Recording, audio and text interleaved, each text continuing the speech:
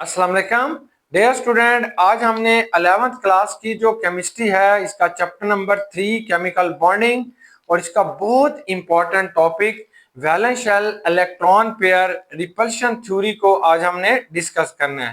बेटा एक बात याद रखना, जितनी भी हम थ्योरीज पढ़ रहे हैं ये सिर्फ उन मॉलिक्यूल्स के लिए इस्तेमाल होते हैं विच कंटेन कोवलेंट बॉन्ड, जिनके अंदर कोवलेंट बॉन्ड पाया जाता है।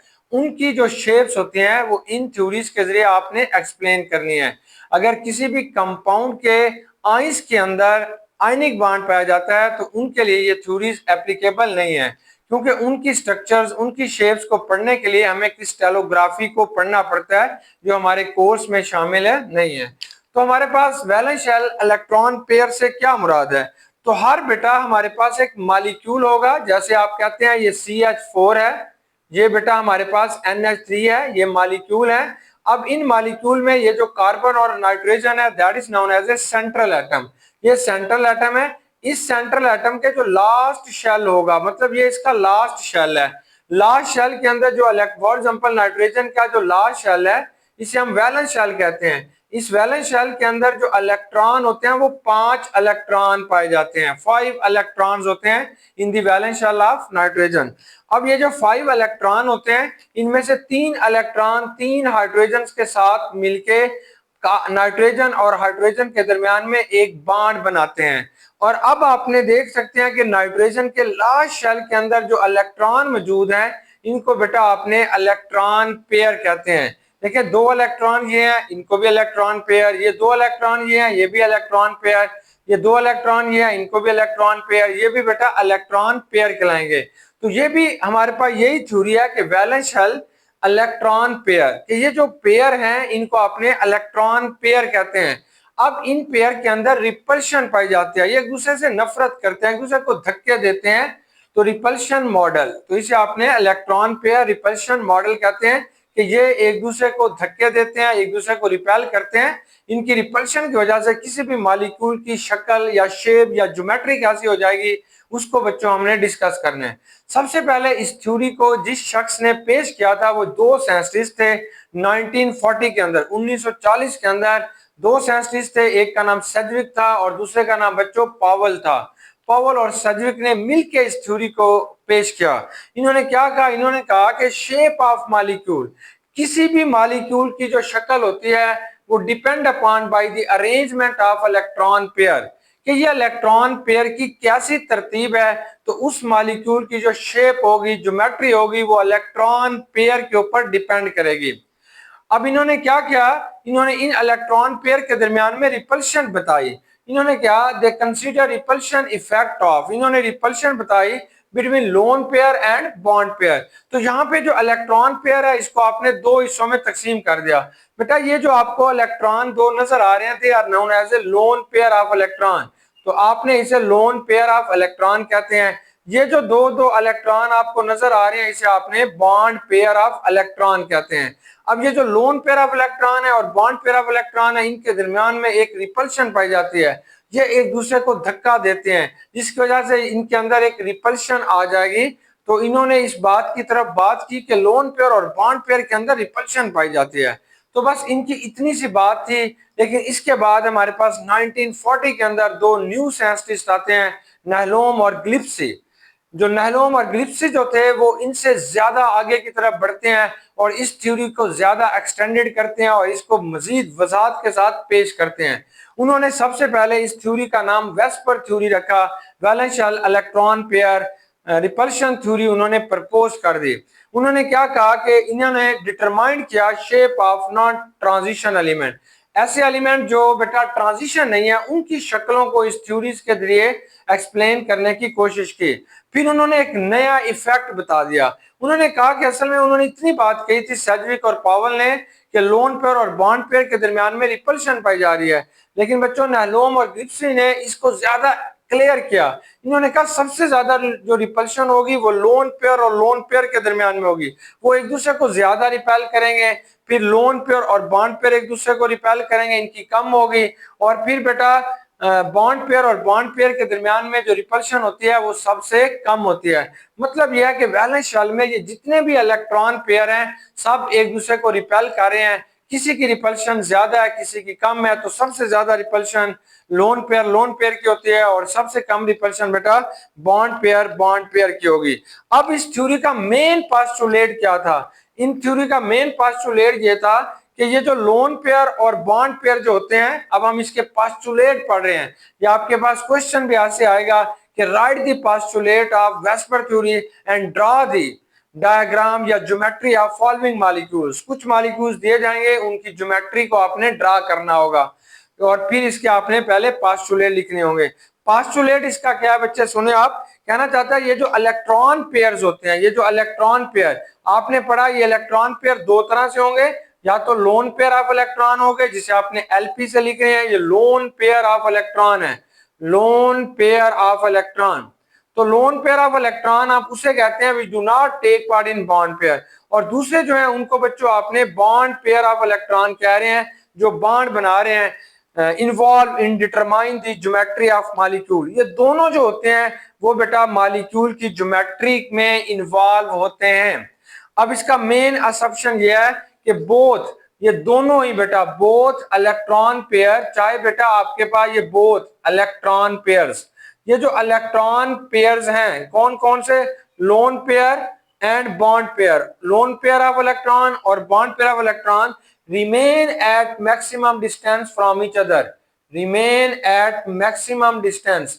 तो ये बेटा कोशिश करते हैं कि एक दूसरे से दूर रहें, मैक्सिमम डिस्टेंस, एक दूसरे से दूर रहने की कोशिश करते हैं, to minimise repulsion between them, ताकि इनके दरमियान में मिनिमाइज रिपल्शन हो, इनके दरमियान में जो रिपल्शन है वो कम से कम हो, इसलिए बेटा ये एक दूसरे से दूर रहने की कोशिश करते हैं, दोनों ही लोन पेयर भी और बॉन्ड पेयर भी।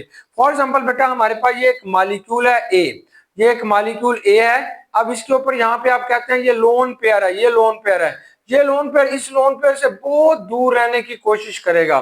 इसी तरीके से इसके अंदर ये वाला जो है ये बॉन्ड पेयर है, ये वाला इसको कहते हैं हम, ये बी के साथ अटैच है तो इसको हम कहते हैं बॉन्ड पेयर है, ये भी बच्चों आपके पास क्या है, बॉन्ड पेयर है, तो ये भी एक दूसरे से दूर रहने की कोशिश करते हैं।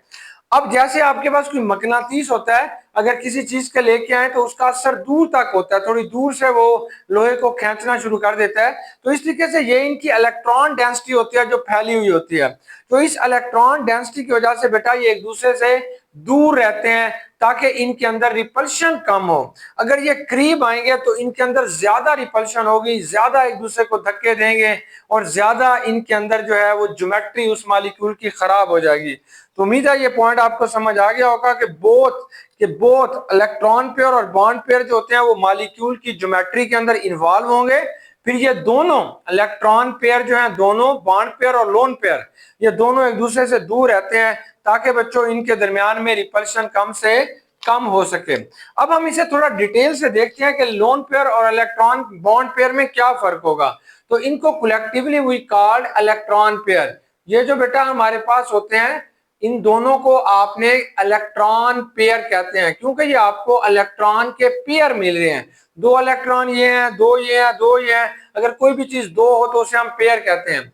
ये जो इलेक्ट्रॉन पेयर है इसको आपने दो हिस्सों में तकसीम कर लिया, एक को बेटा आप कहते हैं लोन पेयर, लोन पेयर का नाम दे दिया, और दूसरे जो है उनको आपने बॉन्ड पेयर कह दिया, ये बॉन्ड पेयर।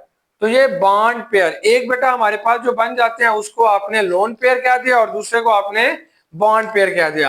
अब लोन पेयर की क्या खसूसियात है? नंबर वन, ये जो लोन पेयर होते हैं under influence of one nucleus, under influence of, कि ये सिर्फ एक न्यूक्लियस के अंडर होते हैं, under influence of one nucleus, कि इनके ऊपर जो हुकूमत करने वाला होगा वो बेटा सिर्फ एक न्यूक्लियस है। देखिए ये जो लोन पेयर है ये सिर्फ नाइट्रोजन के अंडर है, तो इसलिए हम कहेंगे कि ये जो लोन पेयर है under influence of one nucleus. दूसरी बात यह है कि ये जो आपके पास लोन पेयर होगा ऑक्यूपाई मोर स्पेस, ये ऑक्यूपाई करेगा मोर स्पेस, इसने ज्यादा जगह घेरनी है, मतलब ये ज्यादा फैला हुआ होता है। अगर किसी भी चीज के अंदर जैसे नाइट्रोजन है तो ये इसका लोन पेयर होगा, इसकी इलेक्ट्रॉन डेंसिटी ज्यादा होती है, ये ज्यादा फैला हुआ होता है बनिस्बत इसके कि ये बॉन्ड पेयर हैं। ये जो बॉन्ड पेयर होते हैं ये बेटा कम जगह घेरते हैं, ये वाले आपको नजर आ रहे हैं, ये बॉन्ड पेयर है। लोन पेयर ज्यादा फैला होता है, इसके इलेक्ट्रॉन डेंसिटी ज्यादा होगी, ऑक्यूपाई मोर स्पेस। जब ये ज्यादा जगह घेरता है तो इसने मोर रिपल्शन शो करनी है, मोर रिपल्शन। ये ज्यादा उनको धक्के देगा, ज्यादा उनको दूर भगाएगा, उनको उनको ऐसे दबाएगा, ज्यादा वो दबेंगे तो उसकी ज्योमेट्री में फर्क आना शुरू हो जाएगा। दूसरा जो होता है उसे हम कहते हैं bond pair of electron. Second जो टाइप आ जाएगी बेटा, उसको आप कहते हैं बॉन्ड पेयर ऑफ इलेक्ट्रॉन्स। के बॉन्ड पेयर ऑफ इलेक्ट्रॉन्स क्या करेंगे, तो हम देख रहे हैं कि ये जो बॉन्ड पेयर ऑफ इलेक्ट्रॉन है, देखें ये जो इलेक्ट्रॉनिक जोड़ा है इसको आपने बॉन्ड पेयर ऑफ इलेक्ट्रॉन कहते हैं।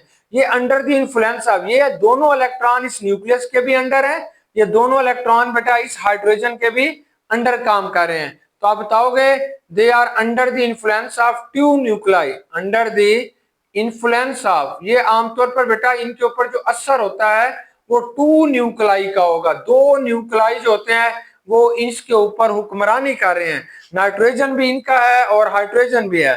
जब दो न्यूक्लाई इनके ऊपर इन्फ्लुएंस में आ रहे होते हैं तब ऑक्यूपाई लेस स्पेस। तो ये जो बॉन्ड पेयर होते हैं ऑक्यूपाई लेस स्पेस, ये कम जगह घेरते हैं, बहुत कम जगह घेरते हैं लोन पेयर की निस्बत से।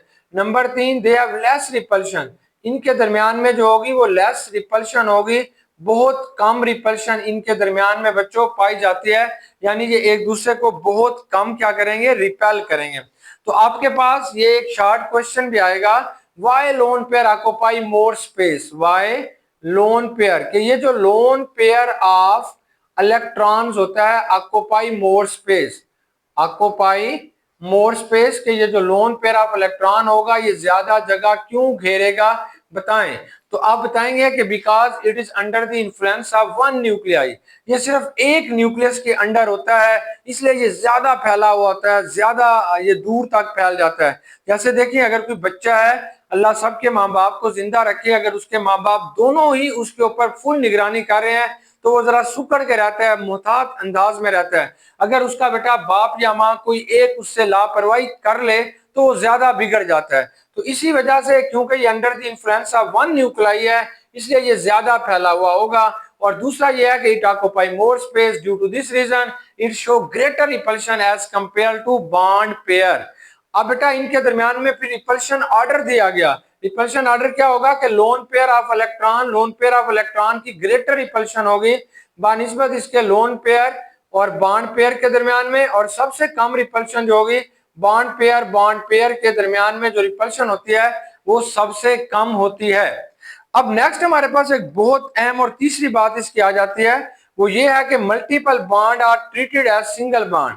अगर किसी भी मॉलिक्यूल के अंदर मल्टीपल बॉन्ड आ गए, मतलब ट्रिपल या डबल या ट्रिपल बॉन्ड आ गए, तो उसको भी आप यही समझेंगे जैसे सिंगल बॉन्ड है। कैसे बच्चों, देखें जैसे BF3 है और SO3 है, BF3 है और SO3 है, दोनों के अंदर अगर आप देखना चाहते हो तो 3 एटम्स होते हैं, दोनों के अंदर बच्चों 3 एटम्स हैं। BF3 में भी यानी बोरान के साथ 3 फ्लोरीन के एटम अटैच हैं, सल्फर के साथ भी बेटा 3 एटम अटैच हैं। अब दोनों के अंदर नो लोन पेयर, दोनों के अंदर बेटा क्या होता है, कोई भी लोन पेयर है नहीं है, सारे के सारे 3 के 3 जो आपको इसके साथ सल्फर और ऑक्सीजन के साथ 3 इलेक्ट्रॉन पेयर पाए जाते हैं, और ये 3 के 3 इलेक्ट्रॉन पेयर जो होंगे वो बॉन्ड पेयर ऑफ इलेक्ट्रॉन है। तीनों के तीनों जो होते हैं वो बॉन्ड पेयर ऑफ इलेक्ट्रॉन्स हैं, यानी इलेक्ट्रॉन के बॉन्ड पेयर हैं। इसलिए इन दोनों की जो स्ट्रक्चर होगी वो सेम होगी, दोनों की स्ट्रक्चर बेटा क्या आ जाएगी, सेम हो जाती है। कैसे, जैसे BF3 को बनाओगे ये बोरान होगा, एक फ्लोरीन इधर होगा, एक फ्लोरीन इधर होगा, एक फ्लोरीन बेटा इधर होगा। सल्फर को बनाएंगे यहाँ पे डबल बॉन्ड आएगा, ऑक्सीजन और सल्फर के दरमियान में डबल बॉन्ड, ये भी डबल बॉन्ड, ये भी डबल बॉन्ड। अब इन दोनों की जो स्ट्रक्चर होगी, जो ज्योमेट्री होगी वो भी सेम होगी, ज्योमेट्री जो होती है इनकी बच्चे सेम होगी, और इनका जो बॉन्ड एंगल होगा, इनके दरमियान में बनने वाला जो बॉन्ड एंगल है वो भी इसके दरमियान में क्या होगा, सेम होगा। यानी इन दोनों के दरमियान में जो बॉन्ड एंगल होगा 120 का होगा, इधर भी जो बॉन्ड एंगल होगा 120 का होगा, और इसकी जो ज्योमेट्री होती है वो प्लेन ट्राइंगुलर होगी, प्लेन ट्राई एंगुलर जो होगी वो बेटा इनकी ज्योमेट्री होगी, आगे चल के हम पढ़ेंगे। मतलब यह है कि अगर किसी भी मॉलिक्यूल के अंदर मल्टीपल बॉन्ड पाए जाते हैं और उनके अंदर इलेक्ट्रॉन पेयर मतलब बॉन्ड पेयर और लोन पेयर दोनों सेम हैं, तो उनकी स्ट्रक्चर ऐसी होती है जैसे सिंगल बॉन्ड वालों की होगी, वही ज्योमेट्री होगी और वही बॉन्ड एंगल होगा। अब हमारे पास अगर सेंट्रल बॉन्ड एंगल का क्या होता है, यानी इनके दरमियान में ये जो जाविया बन रहा है बेटा, इसे हम बॉन्ड एंगल कहते हैं। अगर हमारे पास bond angle is directly proportional to the electronegativity of central atom, अगर सेंट्रल एटम की बेटा इलेक्ट्रोनेगेटिविटी ज्यादा है तो उसका बॉन्ड एंगल भी क्या होगा, ज्यादा होगा।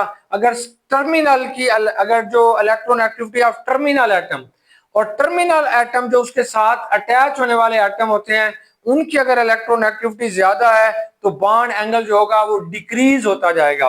देखिए एग्जांपल देखें, जैसे अमोनिया है, NH3 है, NH3। अब यहाँ पे जो नाइट्रोजन है इसकी इलेक्ट्रोनेगेटिविटी है, अब ये जो हाइड्रोजन है ये इसका टर्मिनल जो एटम है, अब इसकी इलेक्ट्रोनेगेटिविटी कम है, इसलिए इसका बॉन्ड एंगल अमोनिया में नाइट्रोजन का ज्यादा होगा। अगर आपने NCl3 को देखते हैं तो इसका बॉन्ड एंगल थोड़ा कम हो जाएगा क्योंकि chlorine is a more electronegative than hydrogen. अगर बेटा आपने NF3 देखना चाहते हैं तो ये बॉन्ड एंगल और कम हो जाएगा क्योंकि ये जो फ्लोरीन होती है ये इससे भी ज्यादा इलेक्ट्रोनेगेटिव है क्लोरीन से, तो बॉन्ड एंगल इसका डिक्रीज हो जाएगा। यानी हमारा फंडा क्या है, हमारा कंसेप्ट क्या है कि bond angle directly proportional to the electronegativity of central atom. अगर सेंट्रल एटम की इलेक्ट्रोनेगेटिविटी ज्यादा है तो बॉन्ड एंगल उसका क्या होगा, ज्यादा होगा।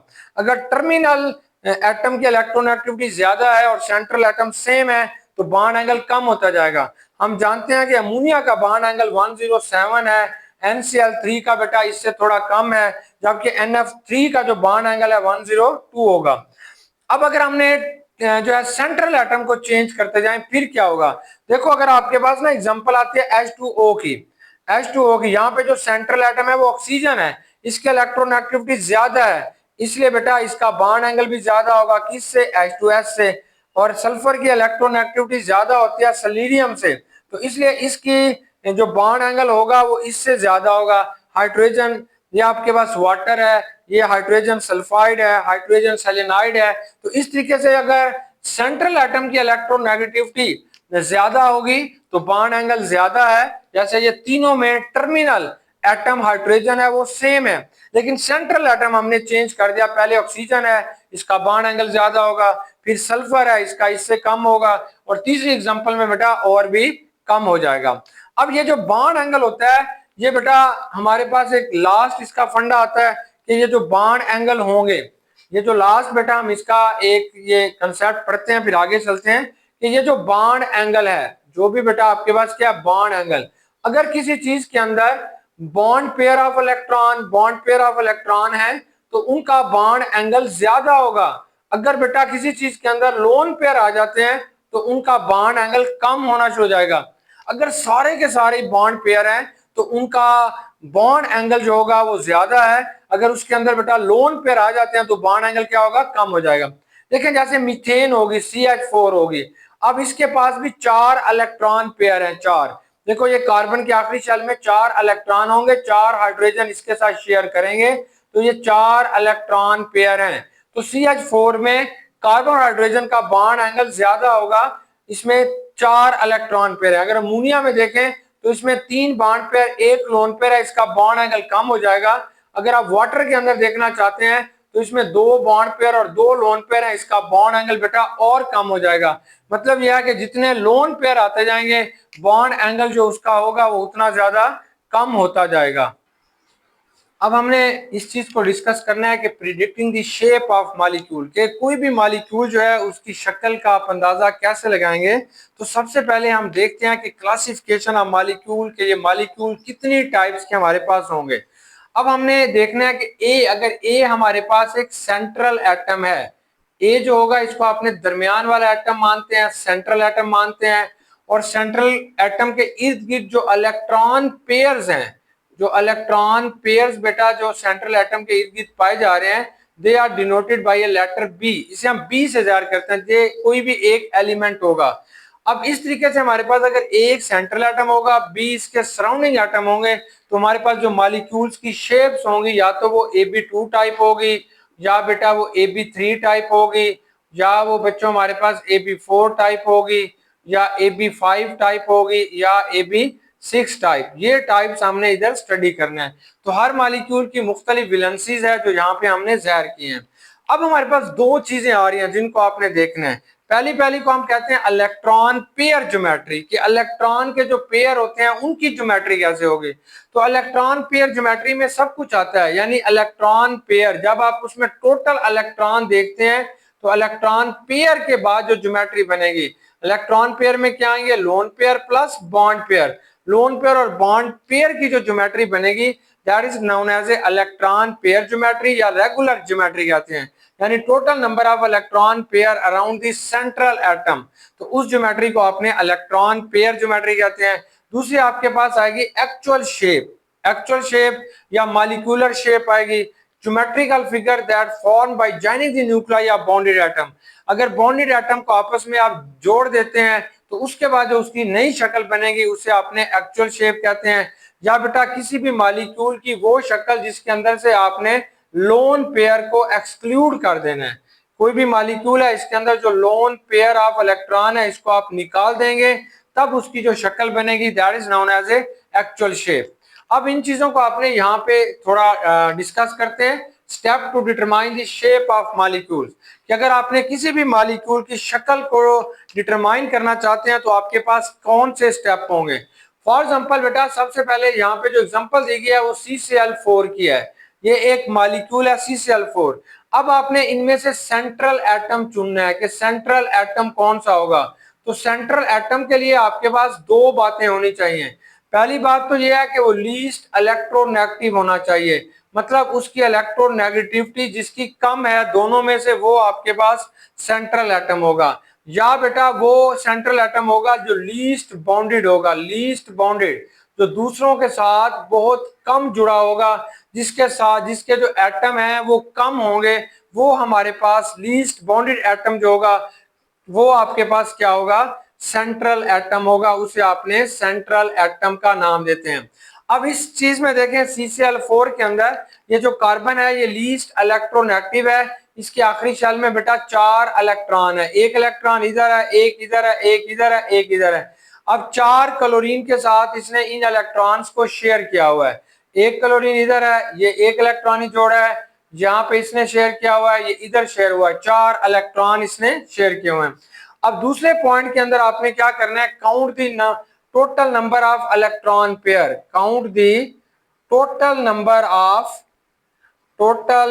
ऑफ इलेक्ट्रॉन पेयर, कि आपने बेटा total number of electron pair जो है वो आपने काउंट करने हैं। चलें एक दूसरी एग्जांपल भी हम साथ ले लेते हैं, अमोनिया की, NH3 की। अमोनिया को देखें, यहाँ पे अमोनिया जो होगा, ये जो नाइट्रोजन होगा ये लीस्ट इलेक्ट्रोनेगेटिव तो नहीं है, लेकिन अमोनिया के केस में ये सिर्फ एक है और हाइड्रोजन 3 है। जो कम होगा, जो लीस्ट नंबर में होगा, वो आपके पास जो है सेंट्रल एटम होगा। तो ये नाइट्रोजन सेंट्रल एटम है, इसके आखिरी शेल में 5 इलेक्ट्रॉन होते हैं। ये लोन पेयर है, ये 3 बेटा इसके क्या पास क्या आएंगे, बॉन्ड पेयर। तो अब आपने count the total number of electron pair, कि इनके इर्द गिर्द इलेक्ट्रॉन पेयर को काउंट करो। जैसे बेटा यहाँ पे देखें टोटल इलेक्ट्रॉन पेयर, ये जो इलेक्ट्रॉन पेयर हैं, आपने अगर आपने CCl4 के देखना चाहते हैं तो यहाँ पे बॉन्ड पेयर ऑफ इलेक्ट्रॉन जो है वो 4 हैं, जबकि लोन पेयर ऑफ इलेक्ट्रॉन बेटा इसका क्या होगा, 0 है, 0, एक भी लोन पेयर ऑफ इलेक्ट्रॉन नहीं है। अगर आप इसका देखना चाहते हैं, इसमें इलेक्ट्रॉन पेयर, कि इसमें इलेक्ट्रॉन पेयर कितने हैं अमोनिया के अंदर, तो यहाँ पे आप देखेंगे 3 इसके अंदर बेटा बॉन्ड पेयर ऑफ इलेक्ट्रॉन है और एक इसके अंदर क्या होगा, लोन पेयर ऑफ इलेक्ट्रॉन है। अगर दोनों को देखना चाहते हैं तो दोनों के अंदर 4 इलेक्ट्रॉन पेयर हैं, 4 इलेक्ट्रॉन पेयर। अगर किसी भी बेटा मालिक, अब इसकी 4 इलेक्ट्रॉन पेयर उसके हैं, 4 इलेक्ट्रॉन पेयर है अमोनिया के हैं, लेकिन कार्बन टेट्राक्लोराइड में 4 के 4 जो हैं वो बॉन्ड पेयर हैं। अमोनिया के अंदर 3 बॉन्ड पेयर है और एक क्या है बेटा, लोन पेयर। अब आपके पास दो तरह की ज्योमेट्री बनेगी। पहली जो ज्योमेट्री आपने बतानी है उसे हम कहेंगे इलेक्ट्रॉन पेयर ज्योमेट्री। पहली जो ज्योमेट्री बताओगे बेटा वो आपके पास क्या बनेगी, इलेक्ट्रॉन पेयर ज्योमेट्री, की अगर ये इलेक्ट्रॉन के पेयर हैं तो इनकी ज्योमेट्री क्या होगी। तो हम ये जानते हैं अगर किसी भी एटम के वैलेंस शेल के अंदर, किसी भी मॉलिक्यूल के सेंट्रल एटम के वैलेंस शेल के अंदर अगर 4 इलेक्ट्रॉन पेयर हैं तो उसकी जो ज्योमेट्री होनी चाहिए, 4 इलेक्ट्रॉन पेयर की जो ज्योमेट्री होनी चाहिए वो टेट्राहेड्रल होती है इलेक्ट्रॉन पेयर के लिहाज से। तो इसलिए बेटा हमारे पास CCl4 की ज्योमेट्री भी टेट्राहेड्रल होगी, अमोनिया की ज्योमेट्री जो होगी वो भी टेट्राहेड्रल होगी इलेक्ट्रॉन पेयर के लिहाज से। अब आपका लास्ट पॉइंट ये है कि लास्ट में बेटा राइट दी ज्योमेट्री ऑफ या detect the geometry of molecule without loan pair, कि आपने आप एक्सक्लूड कर देना है, excluding the lone pair, excluding the loan pair, कि अब आपने लोन पेयर नहीं लिखना, फिर आपने देखना है कि इसकी ज्योमेट्री कैसे बनती है।